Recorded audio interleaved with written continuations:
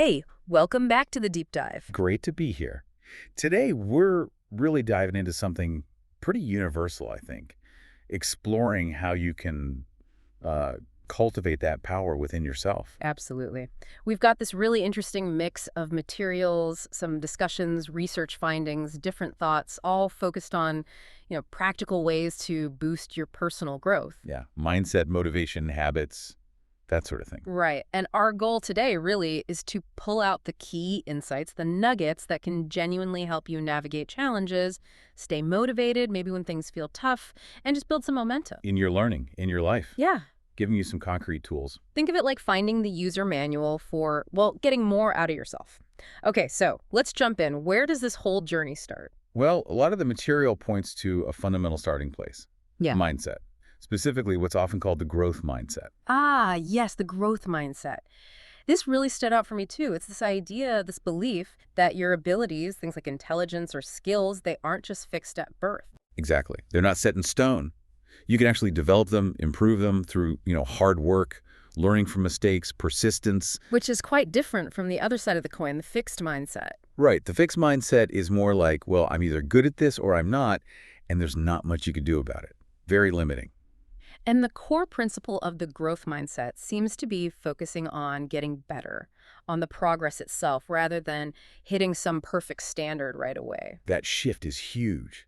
It changes how you look at challenges, and maybe even more crucially, how you look at mistakes or setbacks. Yeah, instead of seeing a mistake as like final proof you can't do something. It becomes feedback. It's Yeah. just information. Like, okay, that approach didn't work. What can I learn? What can I try differently? It's like a stepping stone, not a wall. I know Carol Dweck's work at Stanford really digs into this, how facing challenges actually makes you mentally stronger. Absolutely. It builds resilience. So the practical side is about reframing that inner voice, isn't it? Hmm. Instead of, ugh, I failed, I'm no good. It's more like, okay, interesting. What can I do to improve here? Asking questions rather than making judgments. I like that. It feels much more constructive, less final. So, where do effort and persistence fit into this picture? They must be pretty central. Oh, totally non-negotiable. The sources use some nice analogies. Effort is like watering a plant essential for growth. You can't just plant it and walk away. And persistence. That's like climbing a mountain. It's often slow, maybe step by step. You just have to keep going, keep putting one foot in front of the other, even when it feels hard.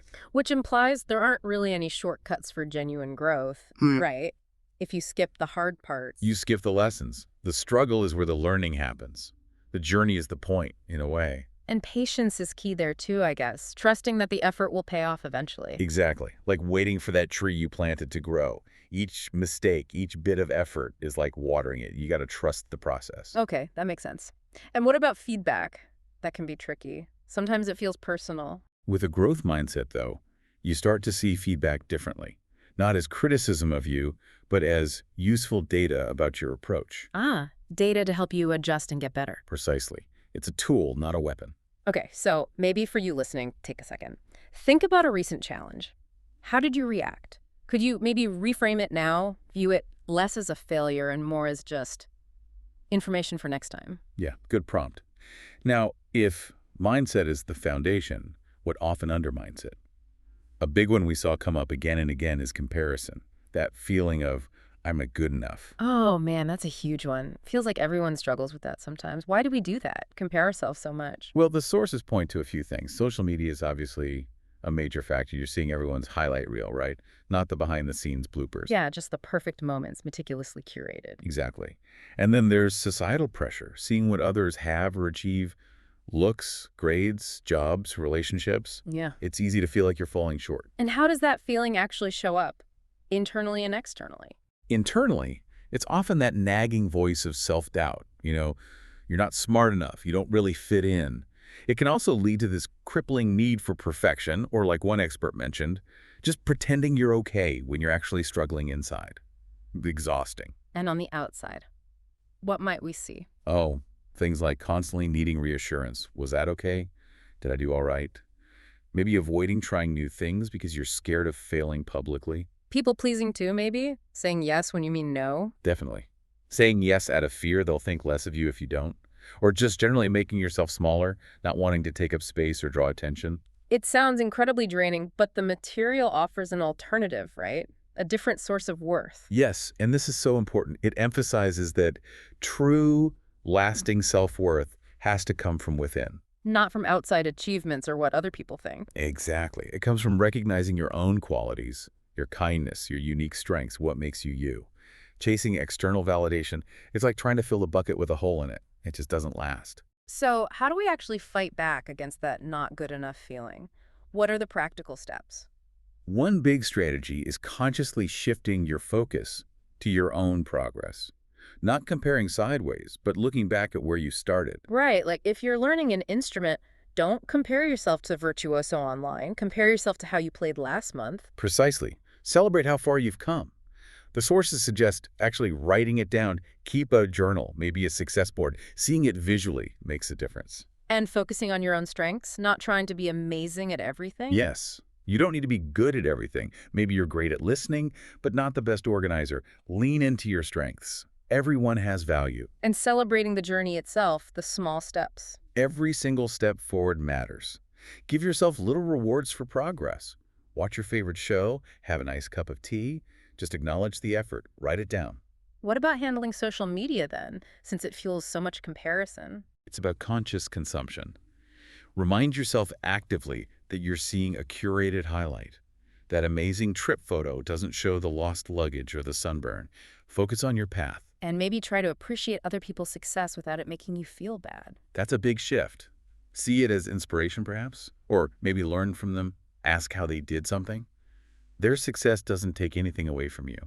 There's enough room for everyone. Supporting others actually lifts everyone up. It all seems to lead towards self-acceptance, doesn't it? Exactly. Recognizing you're enough right now as you are, imperfections and all. It's not about being flawless. Some sources even mention simple things like breathing exercises can help calm that comparative anxiety. Just grounding yourself in the present moment. Yeah, reducing stress, connecting back to yourself. Okay, so take another pause maybe. Can you think of a moment you felt proud of yourself, genuinely proud, that wasn't tied to some external prize or someone else's approval, just for you? So we've got mindset, we've got tackling comparison. But what about when you know what you should do? Maybe you even kind of want the outcome, but you just lack the interest. The motivation isn't there in the moment. Yes. I know I should exercise, study, clean, but I really don't feel like it problem. Relying only on passion or interest seems appealing, but it can be a trap, right? It really can. The materials suggest waiting for inspiration to strike can lead to a lot of procrastination, Yeah. a lot of missed opportunities. You just never get started. And there's that common fear, isn't there, that if you force yourself to do something creative when you're not feeling it, you'll somehow kill the magic. Yeah, but the perspective offered is actually the opposite. Consistency, even when forced a bit, builds the muscle for that skill, Yeah. which then fuels creativity. Like practicing scales on a piano, it's not always fun, but it builds the foundation for beautiful music later. Waiting for the muse might mean waiting forever. Okay, so if pure interest isn't enough, how do you find the drive? A really powerful strategy is connecting the task, even a boring one, to a larger purpose or value that does matter to you. Like, you might hate studying statistics, Yeah. but you do it because it's essential for the career in psychology you're really passionate about. Exactly. Research like self-determination theory backs this up. When tasks align with our deeper values, they feel more meaningful, even if they're not inherently thrilling. You see the bigger picture. And this is where discipline comes in, right? Right. Discipline is what carries you through when motivation dips. It's the commitment, the structure. It's like the backup generator when the main power goes out. Perfect analogy. It keeps things moving. It's about acting your way into feeling, not waiting to feel your way into acting. So what are some practical ways to build that discipline muscle? Routines seem key. Absolutely. Routines take the decision-making out of it. It's 8 a.m., time to write for an hour. Whether you feel inspired or not, you just show up. Consistency builds the habit. Time management fits in here too, blocking out time. Yeah, scheduling chunks of time for specific things, work, exercise, even rest. That structure helps. There was mention of a Stanford study suggesting balance actually improves productivity overall. Planned effort. But let's be real, some tasks are just boring, like doing the dishes or filing paperwork. Totally. And the sources acknowledge that. Sometimes you just have to do the chore, but they suggest trying to make it less painful. How? Maybe turn it into a mini game. How fast can you do it? Put on your favorite music or a podcast. Mm. Or reframe it. See it as practice in focus or efficiency. Find some angle, however small. Find a way to engage differently, even if it's just mentally. Exactly. And look at highly successful people. It's rarely just passion. A Duke University study was mentioned, showing success is often built on these consistent, sometimes mundane habits and disciplined effort over the long haul. It's the small things done consistently that add up, more than big, flashy moments. Think about brushing your teeth. Tiny action, huge long-term benefit because it's consistent.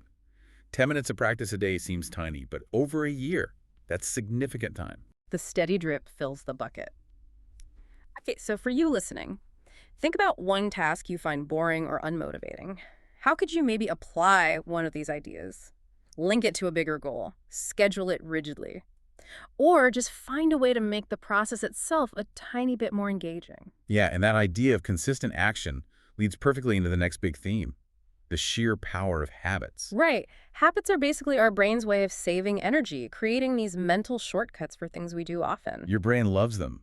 That same Duke study suggested something like 40% of our daily actions are habits. Almost half our day is run on autopilot. Wow, that's huge. So harnessing that for good seems pretty smart. Absolutely. Intentionally building good habits, even small ones, can make a massive difference to your health, your productivity, how you feel day to day, like deciding to drink a glass of water right when you wake up. Simple, but beneficial over time. Or reading for just 10 minutes before bed. It compounds. So how do these things actually become automatic? The material talks about the habit loop. Yeah, it's a simple but powerful cycle. 3 parts: cue, routine, reward. Okay, so the cue is the trigger, like the alarm clock rings. Exactly. Or you finish dinner, or you sit down at your desk. That's the cue. The routine is the action you automatically perform in response. Alarm rings, cue, you hit snooze, routine. Or maybe you get up and stretch, alternative routine. Right. And the reward is the payoff you get from the routine. Hitting snooze gives you a little more sleep, reward. Stretching might make you feel more awake, different reward. Got it. Cue, routine, reward. And the more that loop repeats. The stronger the habit becomes, the more automatic it feels. So if you want to build a new positive habit, what's the advice? The absolute key takeaway from the sources is start ridiculously small and be consistent. Don't try to go from 0 to running 10 miles a day. Maybe just put on your running shoes and walk around the block. Exactly. Make it so small it's almost impossible not to do it. Consistency is more important than intensity at the beginning. Dr. Philip Olley's research highlighted this. It's like brushing your teeth, tiny action, massive impact because it's consistent. That makes so much sense. What about breaking bad habits then? A common strategy is to replace, not just remove. Identify the cue and the reward for the bad habit, and then insert a new routine that gives you a similar or healthier reward. So if the cue is feeling stressed and the routine is grabbing a sugary snack for the reward of comfort, You could try replacing the routine. When you feel stressed, cue, maybe take 5 deep breaths, new routine, for the reward of feeling calmer. You keep the cue and reward structure, but swap the behavior. you fill the void so the old habit doesn't just rush back in. Pretty much. And to help make any habit stick, good or bad replacement, tracking your progress is really helpful. Using a journal or an app, maybe. Yeah. Research by Teresa Amabile and Stephen Kramer showed that seeing progress, even small progress, is incredibly motivating. It's positive feedback that tells your brain, hey, this is working. And celebrating milestones with small rewards helps reinforce it too. Definitely.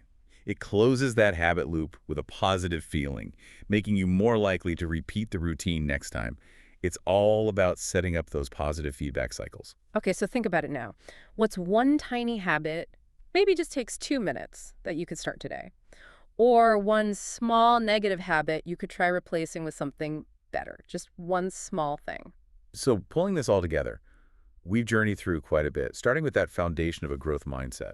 Yeah, shifting how you see challenges and learning itself, then moving into tackling that comparison trap by focusing on your own internal worth. Recognizing that true value comes from within, not from external validation. Then we looked at discipline as that crucial backup for when motivation naturally fades. Finding ways to connect tasks to purpose and just showing up consistently. And finally, harnessing the almost automatic power of habits, building small, consistent actions that create momentum over time.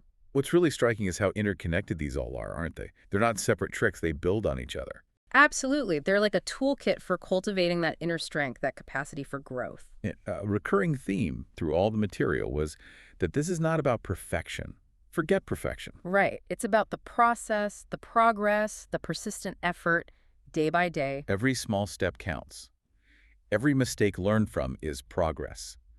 Every time you choose the slightly harder, more disciplined action, you're building something. And the power to apply these ideas, it's right there within you. You get to choose your mindset, where you focus your sense of worth, how you respond when things get tough, and what tiny habits you build. It really is about agency. You have these tools available. So as we wrap up this deep dive, here's a final thought to maybe chew on. What if the biggest obstacle you truly face isn't actually out there? Not the circumstance, not the other person, but simply the way you choose to think about what's possible about what's already within your reach. Hmm. Something to ponder. Keep exploring these ideas in your own life, keep experimenting, and keep discovering that potential you hold.